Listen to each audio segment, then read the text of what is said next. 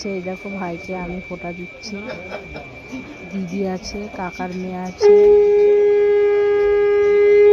সবাই মিলে ফোঁটা দিব।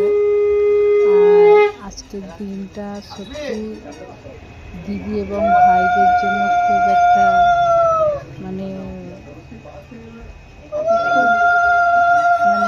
প্রিয় দিন, কি বলবো। আর ভাই বোনের যে একটা ভালোবাসা, দিনটা যদি কারো ভাই না থাকে সে বুঝতে পারে, আর কোনো ভাইয়ের যদি দিদি না থাকে সে বুঝতে পারে যে এই জিনিসটা কী।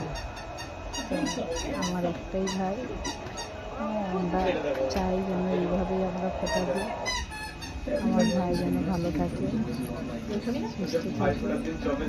তোমরা কীভাবে ফোঁটা দিয়েছো অবশ্যই জানাবা কমেন্ট।